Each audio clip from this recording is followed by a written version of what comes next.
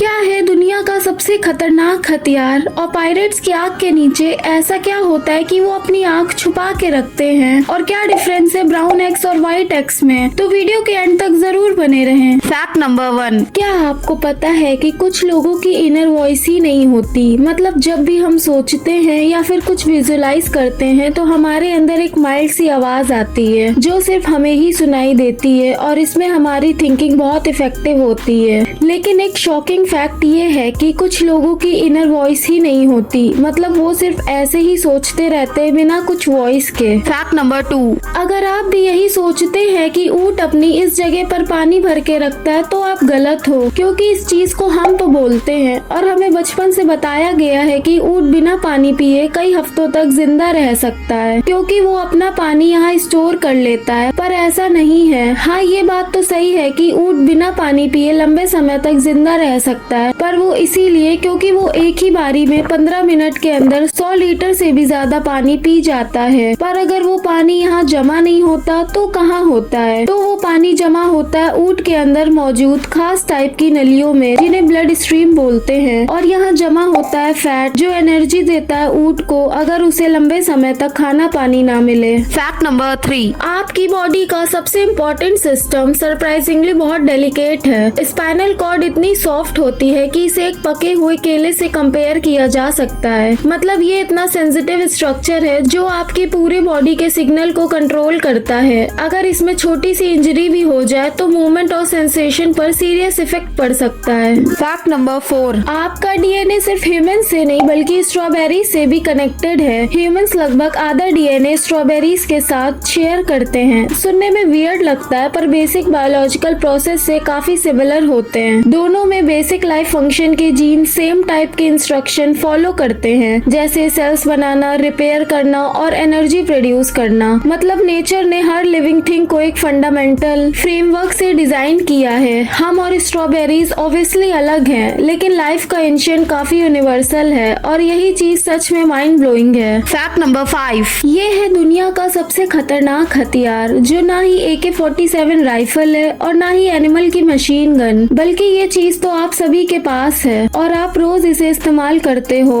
वो चीज और कुछ नहीं बल्कि डेली लाइफ में इस्तेमाल होने वाला पानी है। जी हाँ, दरअसल जब बड़ी से बड़ी इंडस्ट्रीज को स्मूथ फिनिशिंग की जरूरत पड़ती है तो वाटर जेट कटिंग का इस्तेमाल किया जाता है, जिसके लिए वो पानी को 4000 किलोमीटर पर आवर की स्पीड से 0.02 इंच एक पतली छेद से छोड़ते हैं। इसके बाद पानी 90,000 PSI के प्रेशर से बाहर निकलता है। ये प्रेशर इतना ज्यादा है कि सिर्फ 4000 PSI के प्रेशर में ही इंसान के हाथ तक कट सकते हैं। तो फिर 90,000 PSI के प्रेशर को तो भूल ही जाओ। पर जब पानी में गार्नेट मिला दिया जाता है तब तो ये अपने रास्ते में आने वाली किसी भी चीज को मक्खन की तरह काट सकता है, चाहे वो टाइटेनियम हो या स्टील हो या फिर दुनिया का सबसे मजबूत मेटल टंगस्टन हो। ये किसी भी मजबूत चीज को बड़े ही प्यार के साथ अलग कर देता है। हाँ, नोकिया और डायमंड को भी। फैक्ट नंबर 6, काफी लोग सोचते हैं कि ब्राउन एग व्हाइट एग से भी ज्यादा हेल्दी होता है, बट व्हाइट और ब्राउन एग में ना ही कोई न्यूट्रिशनल डिफरेंस होता है, ना ही क्वालिटी और ना ही टेस्ट में कोई डिफरेंस होता है। एक अंडे में लगभग 6 ग्राम प्रोटीन और 75 ग्राम कैलोरीज होती है। ये कलर डिफरेंस सिर्फ और सिर्फ हेन्स की ब्रीड की वजह से होता है। जैसे व्हाइट ईयर लूप वाली हेन्स व्हाइट एग प्रोड्यूस करती हैं और रेड ईयर लूप वाली हेन्स ब्राउन एग प्रोड्यूस करती हैं। कभी हेन की डाइट, स्ट्रेस लेवल और इन्वायरमेंट से भी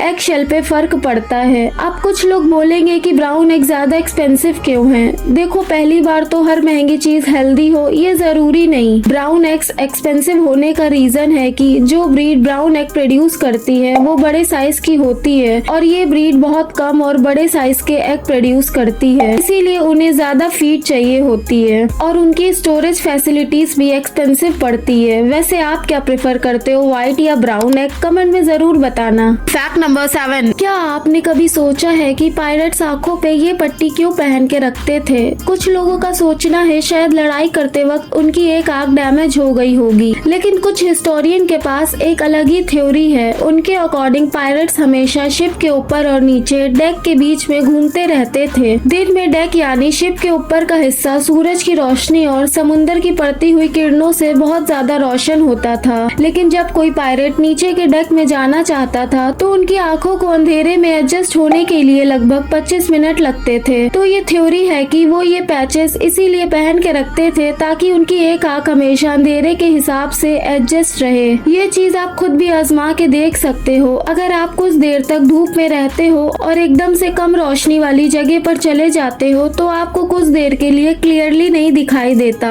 पायलट्स का भी दिमाग होता था, ऐसे ही वो थोड़ी ना जहाज लूट लेते थे।